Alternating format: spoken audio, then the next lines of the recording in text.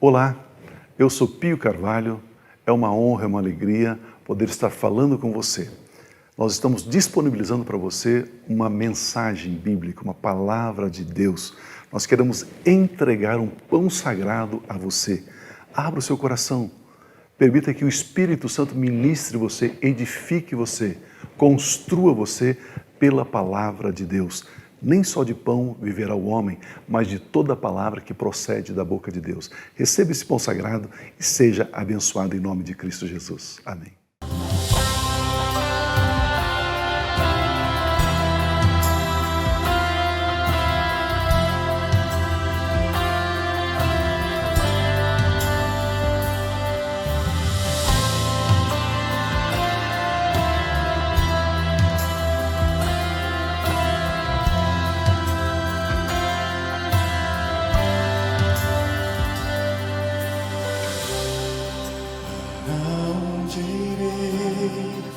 Se só tu tens palavras de vida, onde habitarei se não for na tua presença? Em ti encontrei o perfeito amor, em ti encontrei o perdão. Do medo e da morte hoje livre estou, guardado em teu coração. Amado de sou,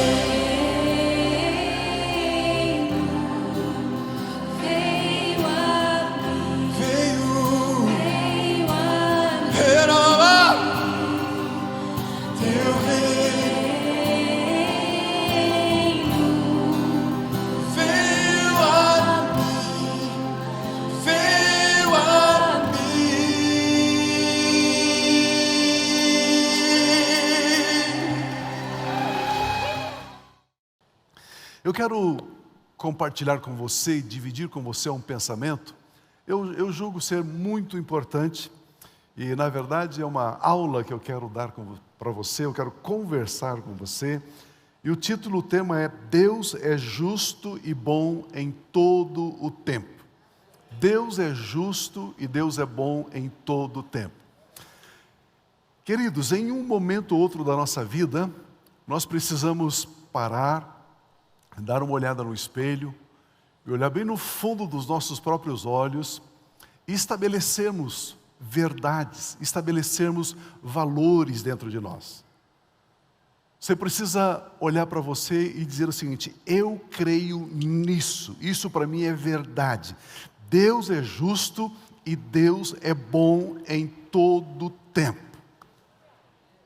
E quando você estabelece isso como verdade, quando isso está dentro de você, como um pilar, como um espigão, como uma coluna inabalável, eu vejo que muitas coisas ficam mais fácil de você enfrentar no seu dia a dia. Quando nós entendemos que Deus é bom em todo o tempo, isso significa que não devemos duvidar de Deus, não devemos suspeitar de Deus. Não devemos comparar Deus com os eventos que nos rodeiam, com os acontecimentos. Porque se você duvida que Deus é justo e bom, de repente você passa por um momento mais apertado, um momento mais adverso, e você fica ali todo aflito, todo angustiado, dizendo: cadê Deus? Por que Deus não estende a mão poderosa? Por que Deus não traz o meu milagre? Por que Deus não faz isso, não Deus faz aquilo? Então nós estamos já suspeitando de Deus, duvidando de Deus. Deus deve sempre estar além do nosso tempo cronológico. Deus, Ele nos salvou, nos deu a vida eterna, e agora que temos a vida eterna, nós estamos fora desse tempo cronos. E aí, os acontecimentos temporários, eles não podem interferir na nossa relação, na nossa comunhão com Deus. Não podem. A nossa confiança em Deus, ela dignifica, ela honra a Deus. Quando isso se torna uma verdade dentro de nós, nos dispomos a servir Deus sempre, independente de situações, independente de circunstâncias. Aliás, o próprio Senhor Jesus Cristo declarou: eu vim para servir e não para ser servido. Vamos ler por gentileza esse texto de Marcos capítulo 10, versículo 43, que diz assim: não será assim entre vocês, ao contrário, quem quiser tornar-se importante entre vocês, deverá ser servo. E quem quiser ser o primeiro, deverá ser servo, escravo de todos. Pois nem mesmo o Filho do Homem veio para ser servido, mas para servir e dar a sua vida em resgate por muitos. Queridos, que mistério é esse? Que mistério misterioso é esse? O lugar mais alto é ocupado por aqueles que servem, e não por aqueles que são servidos, disse Jesus. Você pode imaginar? O Deus Criador do universo, Ele revela algo para mim e para você, dizendo: aqueles que servem são maiores. Os que são servidos são menores. Eu acho que a gente precisava parar assim, um dia, 2 dias, uma semana, e só pensar sobre isso. O que Jesus está dizendo? O que Jesus está revelando aqui para mim e para você? Servir é trabalhar em favor de outro, e não para si mesmo. Por isso, se eu pudesse definir servir, servir é amar. O amor ágape, o amor que não pede nada em troca. Queridos, por isso a felicidade é amar, servir. Quando você ama o que você faz, você está bem dentro daquilo que o homem chama de felicidade. Servir. Mas será que nós somos capazes de servir? Será que temos qualidades que nos capacitam a servir? Meu primeiro ponto é somente pela graça de Deus que servimos com êxito. Somente pela graça de Deus. Você sabe, você é nosso aluno da FATEM, existe uma imensa diferença entre sucesso e êxito. O sucesso, ele começa, sobe e cai. O êxito, ele vai subindo, subindo, subindo, subindo e nunca cai. Essa é a diferença. Então, nunca queira fazer sucesso, né? Estabeleça a sua vida para ter êxito. Então, para nós termos êxito, como servir com êxito, nós precisamos aprender sobre a graça de Deus. Irmãos, irmãs, aqui está a verdade. Sem entendermos que é a graça de Deus que nos impele e nos capacita a servir, não serviremos corretamente nunca. Pois quando tentamos servir na nossa própria força, com as nossas estratégias, logo cansamos e não somos resilientes, nós desistimos logo, nós abandonamos o projeto logo, nós desistimos da vida, desistimos da pessoa, desistimos até de Deus. Sem a graça de Deus em nossas vidas, a nossa motivação não dura muito. Existem muitos cristãos maravilhosos, pessoas ungidas, pessoas de Deus, que no momento da sua caminhada, da sua trajetória da vida cristã, pararam cansados, tristes, desmotivados, abatidos, e você fala com aquela pessoa e parece que não é a mesma pessoa. Você diz: o que está acontecendo com você? Você sempre foi muito ativo, muito participativo, muito alegre, muito encorajador, sempre tinha uma palavra de Deus para as pessoas, e agora você está prostrado. Por quê? Porque muitas vezes nós trabalhamos e confiamos nas nossas habilidades, nas nossas capacidades. E quando eu trabalho na minha habilidade, na minha força, eu espero no meu tempo algum resultado. E quando esse resultado não vem no meu tempo, e nem na medida, na quantidade que eu esperava, eu me prostro, eu me desanimo, eu paro, eu desisto, eu fico bicudo, eu fico chateado. Fiz tanto e nunca me reconheceram. Eu dei a minha vida naquele projeto e nunca recebi um parabéns. Por quê? Porque eu não estava trabalhando baseado na graça de Deus, estava trabalhando na minha capacidade, na minha habilidade, na minha performance, no meu esmero.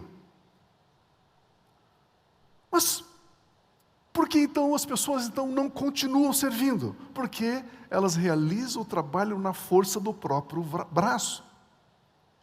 Para servir a Deus, e para que eu possa servir e continuar servindo e servindo e servindo, eu digo, é gostoso você envelhecer.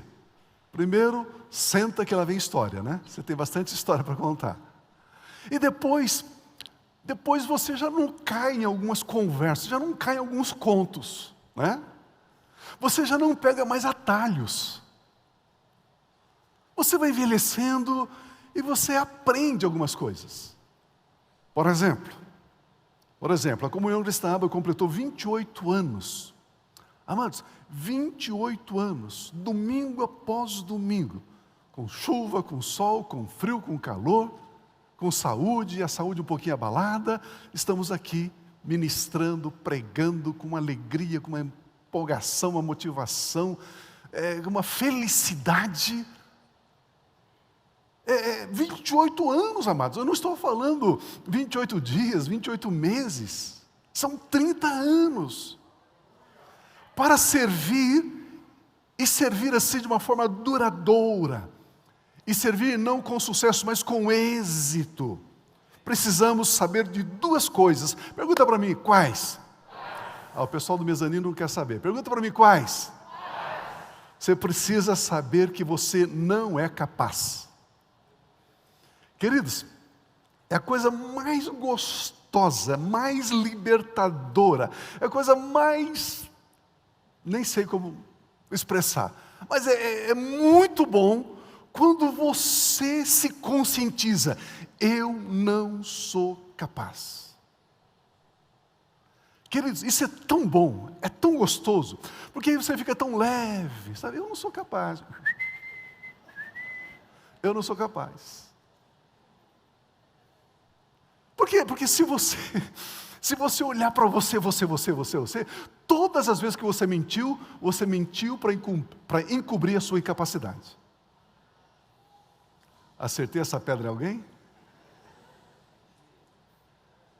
Não, então não é mentir, pastor. Então, sabe aquela enrolada, sabe aquela, né, engabelada, aquela enjambrada?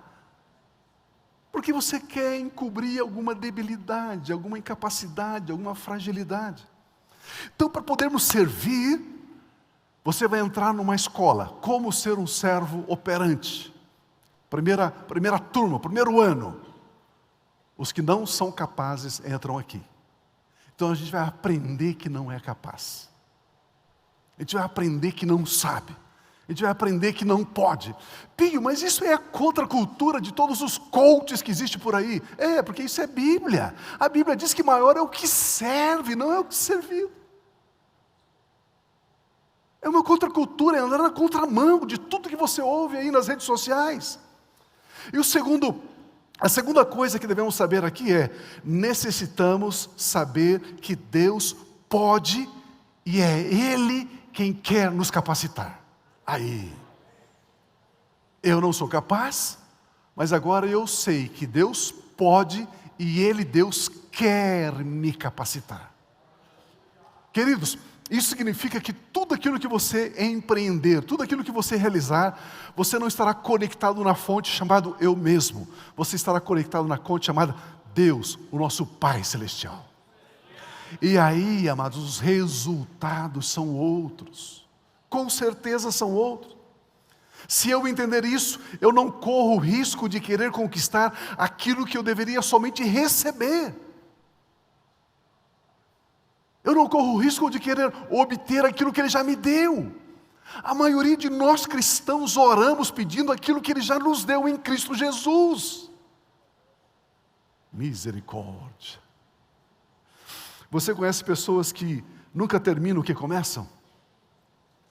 Sempre estão começando.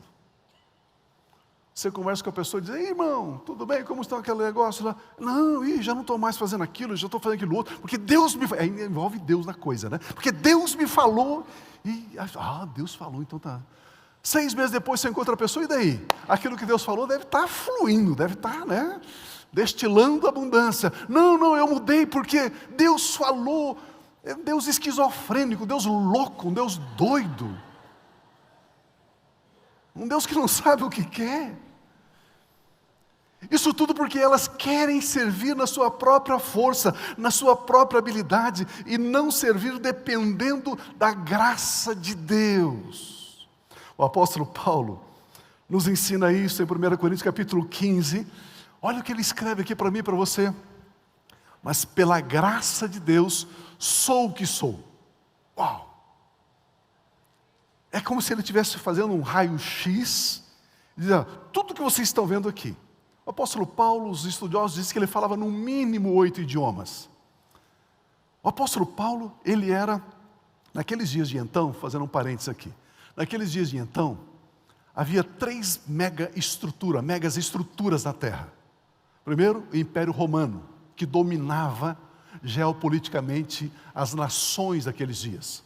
Segundo, a cultura grega, a cultura helenista. Terceiro, o judaísmo, a religião, a única religião que conectava-se com o Deus Criador do universo. Paulo, ele era fariseu, ele era da religião judaica. Paulo, ele era romano, ele nasceu como romano. E Paulo, ele era versado no grego. Ou seja, ele caminhava nos 3 mundos daquela época com a maior facilidade. Com a maior facilidade. E quando ele faz um raio-x de si mesmo, ele diz assim, mas pela graça de Deus, eu sou o que sou.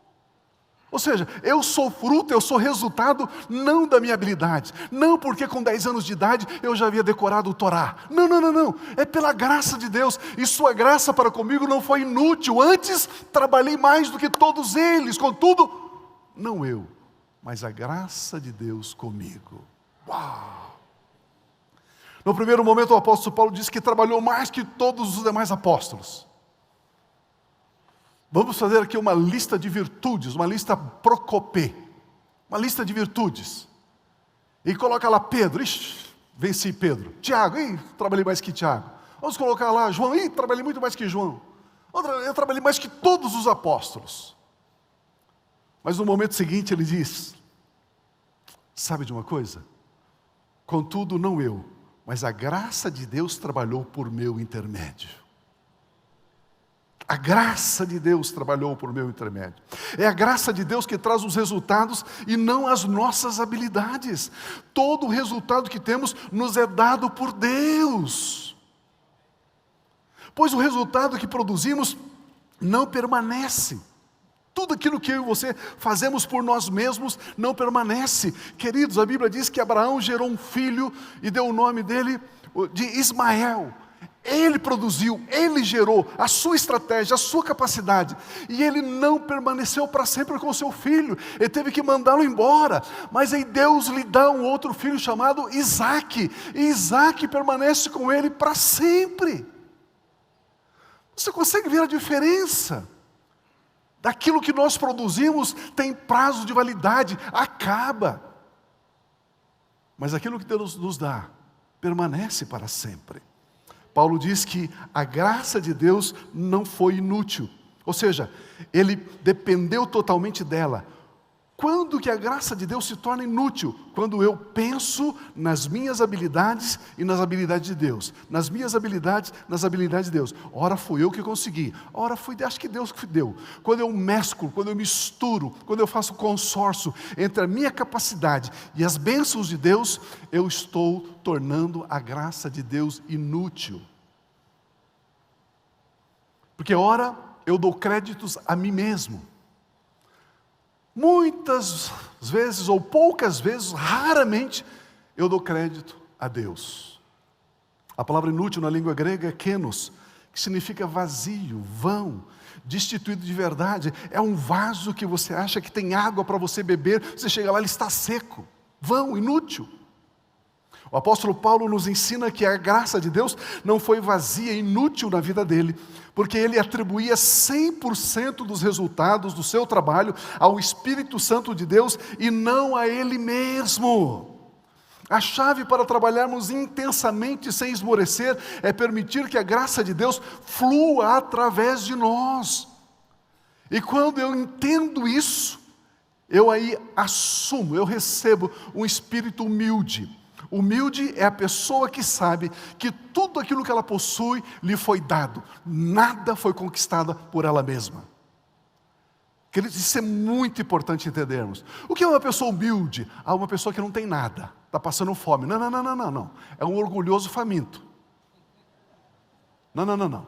A pessoa humilde é a pessoa que sabe que tudo que ela tem. Eu tenho 3 aviões, tenho 2 Ferraris, tudo que eu tenho foi me dado, eu nada conquistei. Pronto. É assim. Quando você acha que você conquistou, ei, pastor, olha aqui, calo no joelho nas madrugadas. Pronto, orgulho. Orgulho. Soberba, altivez. Foi eu que conquistei, pastor. Mas quando eu sei que tudo que eu tenho me foi dado, eu sou humilde. A pessoa soberba sempre atribui a si mesmo os resultados positivos. Vejamos que é pela graça que você se torna um trabalhador incansável. É pela graça que você colhe grandes resultados. É pela graça de Deus que nós vencemos. Em qualquer área que trabalhamos, nós aprendemos a depender da graça de Deus, pois é o Espírito Santo de Deus quem nos capacita em tudo. Aleluia. Vários cientistas ao redor do mundo, depois de anos de estudos e pesquisas, eles chegaram a uma conclusão. Nós conhecemos o ser humano. Nós conhecemos tudo de biologia, tudo de astrologia, nós temos todas as informações necessárias, podemos clonar um ser humano, podemos clonar órgãos, animais, podemos fazer chover, podemos fazer parar de chover. É o seguinte, a nossa conclusão é o seguinte: alguém precisa informar Deus que nós não precisamos mais dele. E de repente o cientista mais jovem levantou o dedo e disse: eu vou falar com Deus e vou dizer para ele que nós não precisamos, nós seres humanos não precisamos mais de Deus. E ele foi lá falar com Deus, Deus disse: pois não, em que posso ajudá-lo, em que posso servi-lo. Diz: Deus, é o seguinte, nós evoluímos tanto, nós já temos a internet, nós já temos o G4, o G5, o G6, já temos tanta tecnologia, criamos. Deus, nós conseguimos fazer um bife, uma mistura de produtos químicos que a gente cria em laboratório, sai uma carne, a gente coloca na grelha, serve para a pessoa não diz que foi fabricado por nós. Ela acha que é o bife de um Nelore. Deus diz: tá bom, então nós não precisamos mais do Senhor. Ok. Deus falou assim: você consegue inclusive criar um ser humano? Isto, nós conseguimos. Daquele que eu fiz lá no Éden, lá, o Adão, é isso, Deus, nós conseguimos. Deus falou assim: então vamos fazer. Vamos ver se, eu não estou convencido que vocês podem. Então me convença, vamos criar um homem. Aí aquele jovem cientista falou lá, pegou um pouco de terra. Deus falou: o que você está fazendo? Estou pegando terra, o senhor não fez o homem do pó da terra? Eu fiz. Então, eu estou pegando terra. Falou: não. A terra foi eu que fiz. Você disse que pode criar tudo, então não pegue a terra é minha. Percebe, amados? Tudo que eu e você fazemos, nós fazemos a partir daquilo que Deus já nos deu.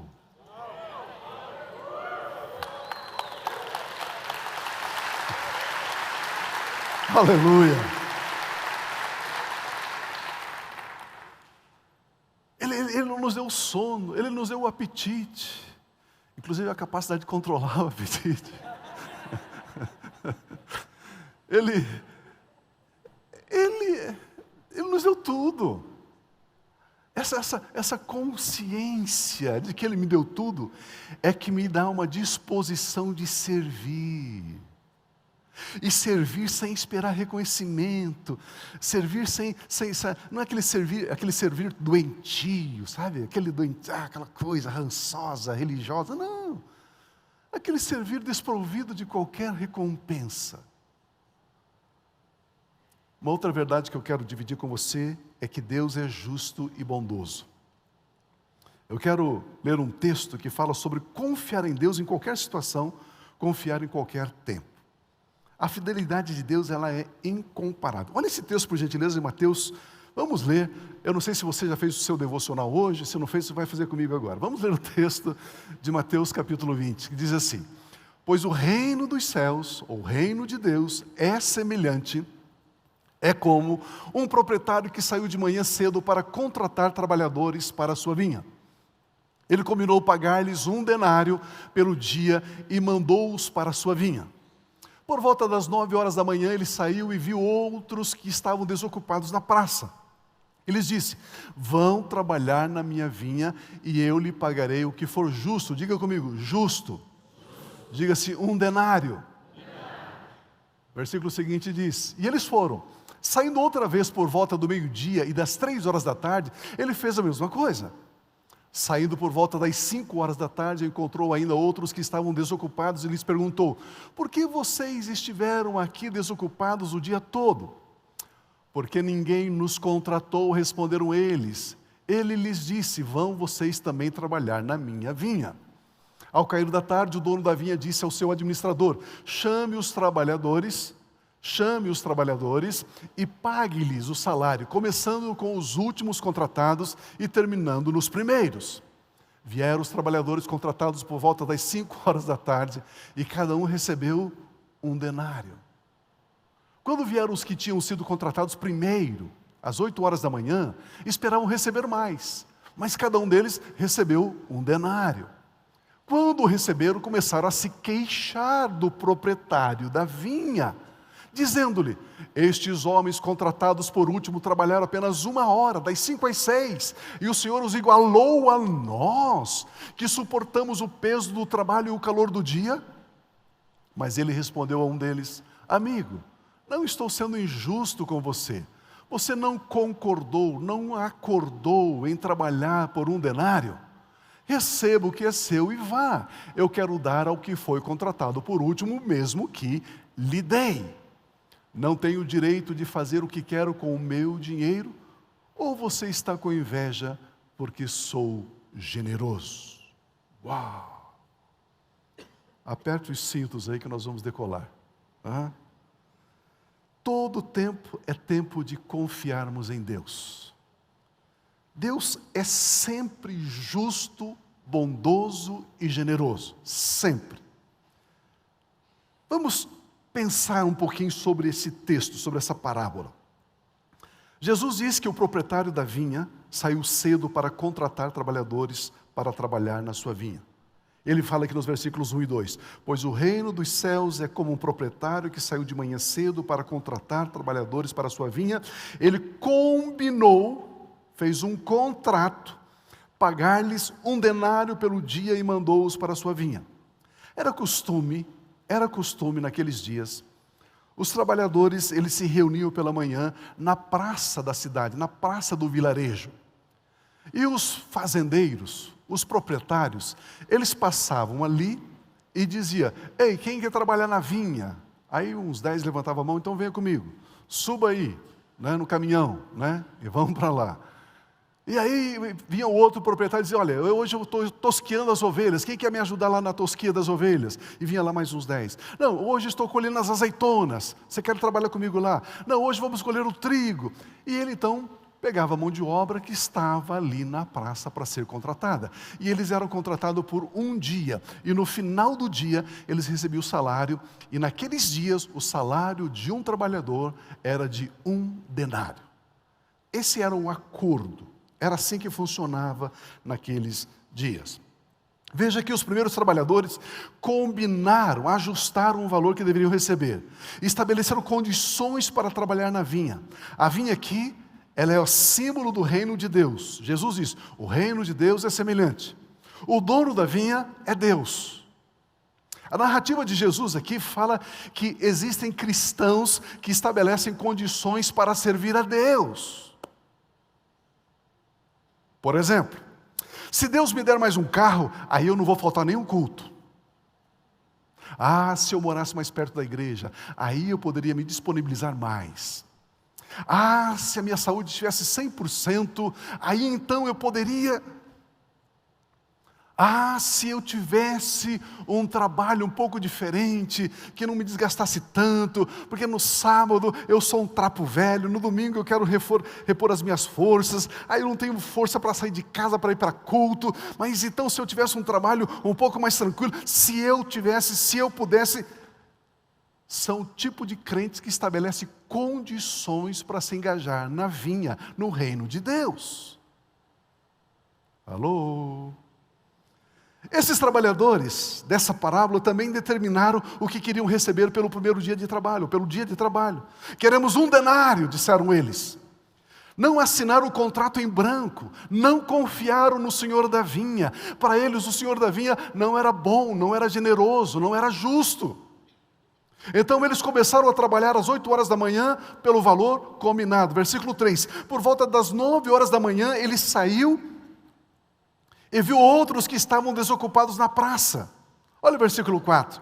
Ele disse: vão trabalhar na vinha vocês também, e eu pagarei o que for justo. Ele não disse: eu vou pagar 1 denário. Agora são 9 horas da manhã. Eu vou pagar o que for justo. Interessante entendermos isto. Quando o dono da vinha passa pela praça às 9 horas da manhã, viu esses outros trabalhadores esperando ainda serem contratados. E o dono da vinha diz: eu vou pagar o que for justo. Eles então não combinaram o valor, mas eles tinham agora a palavra do dono da vinha. Eu pagarei o que for reto, o que for virtuoso, o que for justo. Eles precisavam confiar então na retidão e na bondade do dono da vinha. Esse segundo grupo de trabalhadores começaram então às 9 horas da manhã. Quando ele disse, eu pagarei o que for justo, a palavra justo no grego é de kaios, que é a mesma raiz grega da palavra justiça. Aquilo que é perfeito, aquilo que não precisa de reparos, aquilo que está estabelecido, aquilo que é virtuoso. Vamos ler os versículos 5 a 8. E eles foram, saindo outra vez por volta do meio-dia, às 3 horas da tarde, ele fez a mesma coisa. Encontrou os homens ali na praça e disse, ei, venha trabalhar na minha vinha. Por que vocês, saindo dele por volta das 5 horas da tarde, encontrou ainda outros que estavam desocupados e lhes perguntou, ei, por que vocês estiveram aqui desocupados o dia todo? Porque ninguém nos contratou, responderam eles. Ele lhes disse, ei, vão vocês também trabalhar na minha vinha. O dono da vinha passa pela praça então às 3 horas da tarde, depois às 5 horas da tarde, lembrando que o expediente se encerrava às 6 horas da tarde. Ele certamente ficou admirado com aqueles trabalhadores que estavam ali. E ele disse, vocês ficaram aqui o dia todo. Ninguém nos contratou. Mas que trabalhador, sabendo que o expediente encerra-se às 6 horas, é 5 horas e ainda fica esperando ser contratado? Ele já não deveria ter desistido, ter ido embora, chegado lá, hoje o dia foi mau, hoje eu não consegui trabalhar, não consegui o emprego do dia, não consegui levar pão para casa, não consegui levar leite para casa. O senhor da vinha ficou admirado com aqueles trabalhadores, que ficaram ali até as 5 horas da tarde. Ele disse, então vou trabalhar na minha vinha. Na verdade, vocês são pessoas admiráveis, vocês são perseverantes. Ei, vocês são pessoas de fé, porque vocês ficaram até agora esperando serem contratados. O dono da vinha nem disse se pagaria alguma coisa para eles. No primeiro grupo, eu pago 1 denário. Os outros grupos, eu pago o que for justo. Esse último grupo, ele nem disse se pagaria alguma coisa. Ele nem prometeu nada.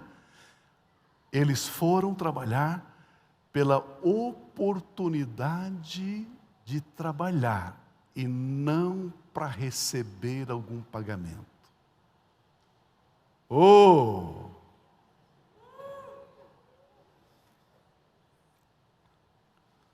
Queridos, se nós entendêssemos isso.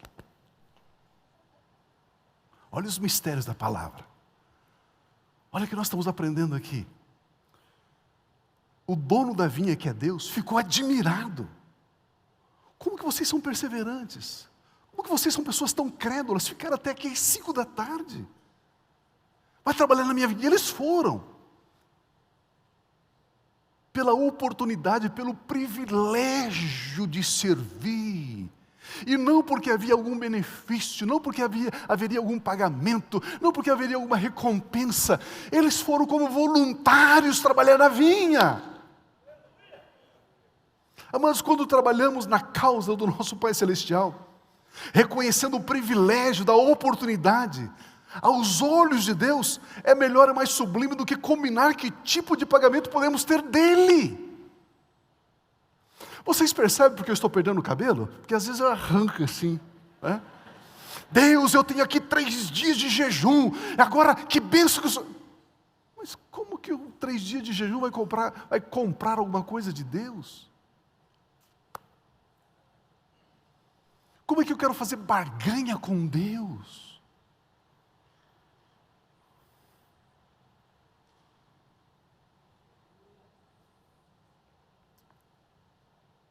Lembre-se que quando entendemos isso, nós estamos vivendo em um outro patamar. Estamos vivendo numa outra realidade do cristianismo. E nesse tempo, nesse novo tempo, é o amor quem determina as nossas ações. É a nossa comunhão com Deus, é o nosso relacionamento com Ele, que nos motiva a servir. É o amor quem determina as nossas ações. É a confiança em Deus que nos faz avançar sem esmorecer. Fazer para o Senhor Deus e não pelo que podemos ganhar. Meu Deus! Tem que ser pessoas, mas muitíssimas, mas muito livres.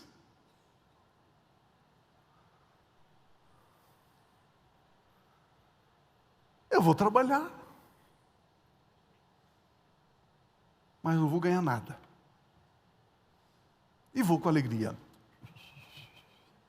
Por que tanta felicidade? Porque eu quero servir.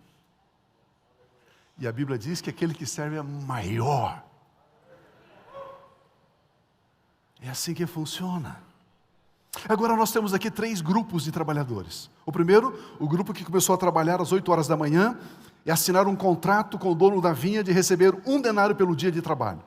O segundo grupo, o pessoal das 9 horas, do meio-dia, das 3 horas, que assinaram o contrato em branco, dizendo, olha, o senhor vai pagar o que for justo. Está com o senhor o quanto é que o senhor vai pagar. O senhor quem determinará. E o terceiro grupo, nós temos ainda um grupo de trabalhadores que começaram às 5 horas da tarde, e o dono da vinha nem disse que iria recompensá-los de alguma forma, mas eles foram a si mesmo. Não tinha nenhum tipo de contrato. No versículo 8 diz assim, ao cair da tarde, o dono da vinha disse ao seu administrador, chame os trabalhadores. É fantástico demais, né? É que a gente não tem tempo, né? Não tem tempo. Cada versículo aqui, cada enxadada é uma minhoca, né? É uma coisa impressionante. Percebe que o dono da vinha chama aqueles que começaram às 8 da manhã, aqueles que começaram às 5 da tarde, chama todos igualmente de trabalhadores. Chame os trabalhadores e pague-lhes o salário, começando com os últimos contratados e terminando com os primeiros. Terminando nos primeiros. Irmãos, em Cristo Jesus, nós sabemos que tudo o que fazemos com amor para Deus, o nosso Pai, Ele nos paga. Olha o que Ele disse. Chame os últimos e paga-lhes o salário. O dono da vinha não devia nada para aqueles que começaram às 5 horas da tarde. Mas Ele diz, paga. Queridos, esse texto está revelando como Deus pensa. Você está entrando na mente de Deus, na lógica divina, na maneira de Deus raciocinar. Cada coisa que você faz no reino de Deus, Deus diz, eu vou te pagar. A nossa obra não é vã, não é vazia. Você é apacentador, que no frio, no calor, semana após semana, está lá no grupo familiar, abrindo a sua casa, fazendo lanche, e ficando ouvindo lá reclamações, e ovelhas que contam a mesma história faz 10 anos. E você empresta a sua ovelha lá, para essa pessoa com tanto amor, com tanto carinho, se alegrando com os que se alegram, chorando com os que choram. Ei, saiba de uma coisa, a sua obra não é vã no Senhor. Não é vã. O texto sagrado diz que ao cair da tarde, ei, pode ser que essa semana, em algumas áreas da sua vida, seja o cair da tarde. E o dono da vinha diz, ei, essa semana eu vou pagar algumas coisas. Ei, você que está aguardando, essa semana eu vou pagar algumas coisas, porque chegou na sua vida o cair da tarde. Aleluia, aleluia, aleluia.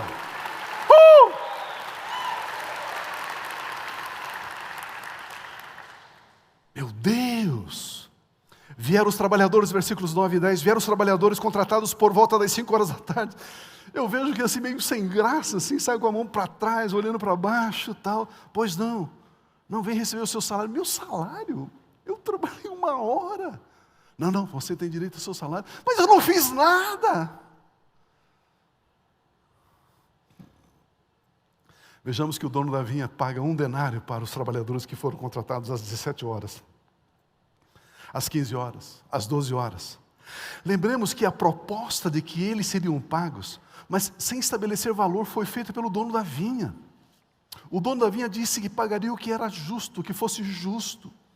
E em confiança e gratidão, eles foram trabalhar. Agora no desfecho do dia, agora no cair da tarde, começaram a receber os pagamentos. e receberam quantias equivalentes a um dia inteiro de trabalho. Receberam 1 denário. Versículo 10. Quando vieram os que tinham sido contratados primeiro, às 8 horas da manhã, esperavam receber mais. Mas cada um deles também recebeu 1 denário. Porque foi isso que eles pediram para o dono da vinha. Foi esse o contrato que eles assinaram. Agora eles esperavam receber mais. Quando os trabalhadores que haviam sido contratados primeiro e que haviam estabelecido condições para trabalhar na vinha. Que condições? Eu quero 1 denário. Eles não confiaram no dono da vinha. Não confiaram que ele era justo, bondoso e generoso. Comigo é assim, é preto no branco.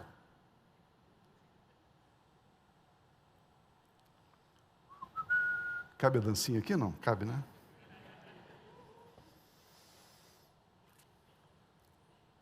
Lembre-se que os demais assinaram o contrato em branco e os últimos nem contrato tinham. Já tinha fechado a livraria, não dava para fazer a cópia. Algumas pessoas querem trabalhar integralmente no ministério, na igreja. Mas colocam tantas condições. Eu vou para o ministério, mas antes eu vou para o ministério, mas a igreja vai me dar isso, fulano vai me dar aquilo, não dar aquele outro. Às vezes eu fico botando a mão na cabeça e digo, meu Deus. Está aí a minha esposa aqui que não me deixa mentir sozinho. Queridos, a gente tinha uma posição no trabalho, na empresa, de salários. Queridos, abrimos mão de tudo.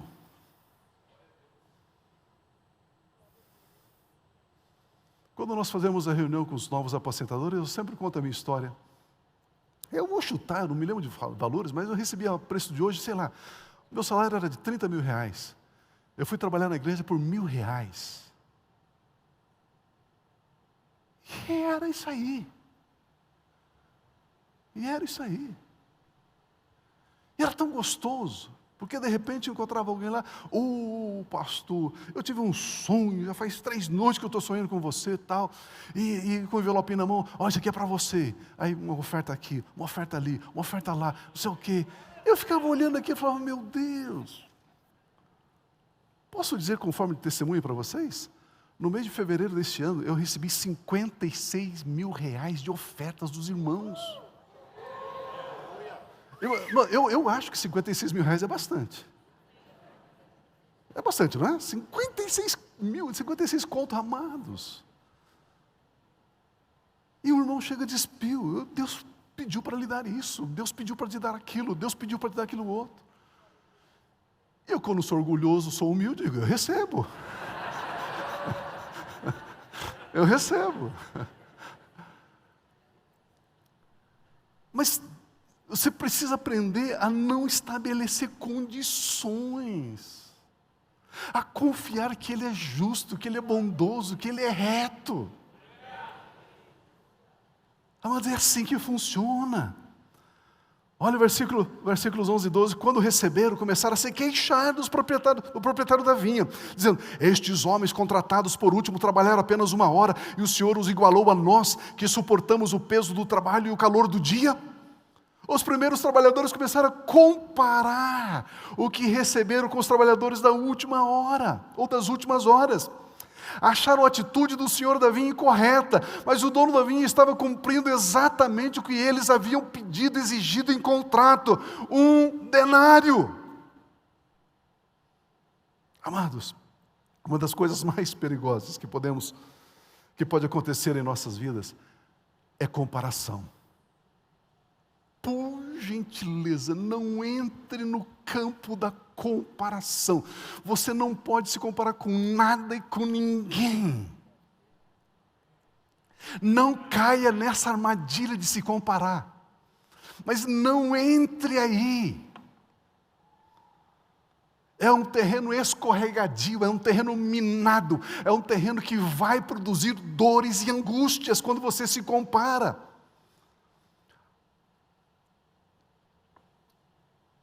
Amados, quando comparamos, corremos o risco de dizer que Deus é injusto.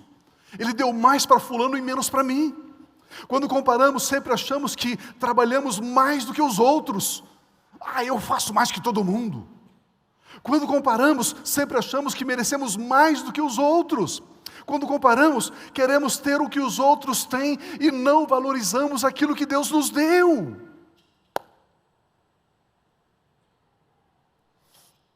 Olha o versículo 13.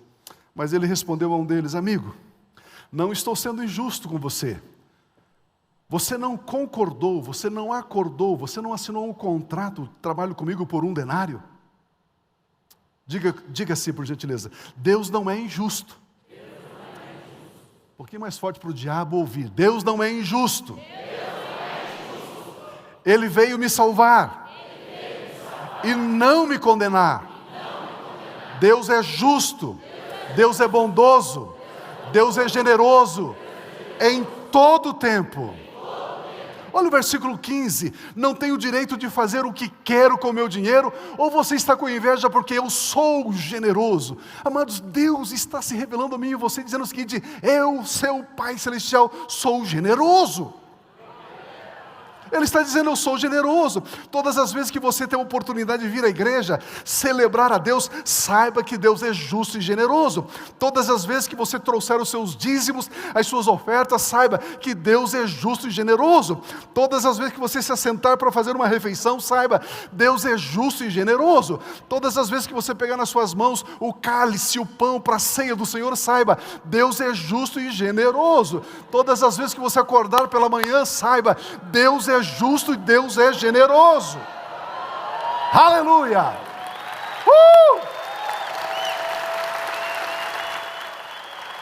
Aleluia! Amados, está na hora de criarmos a cultura da confiança em Deus. Está na hora de criarmos a cultura da gratidão a Deus.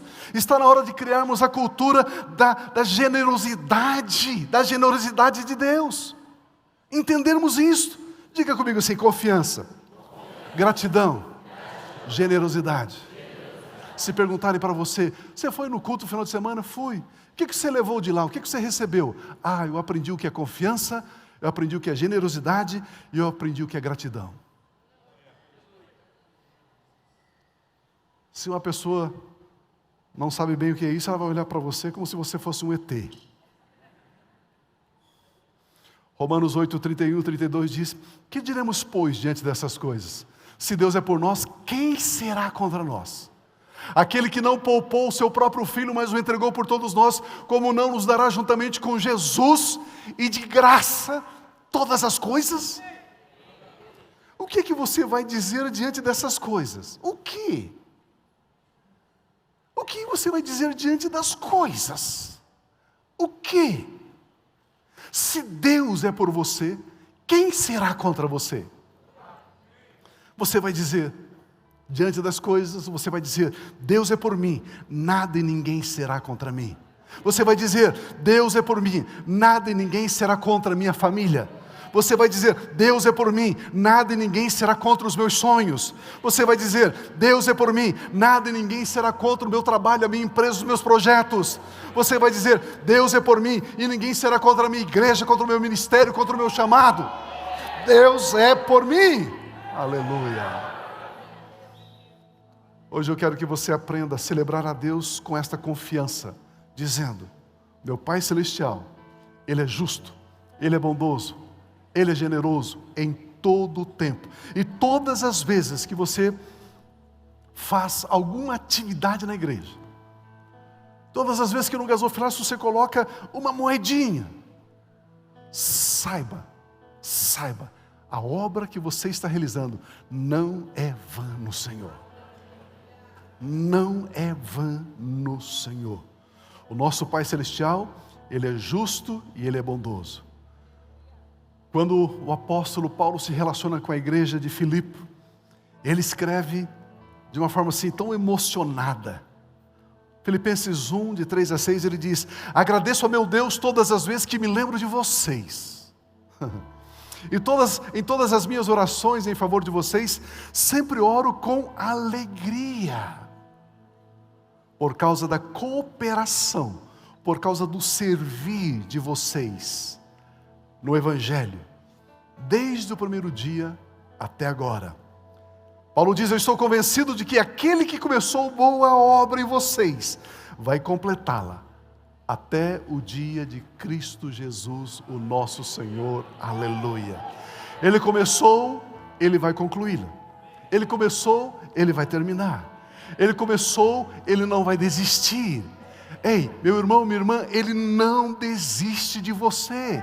Ele não desiste de nós.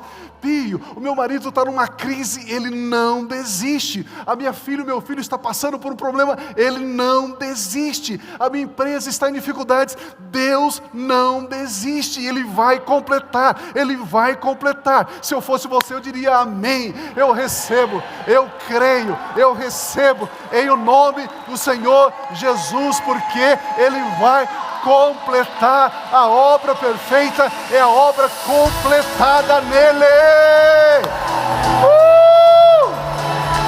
Sim, Senhor.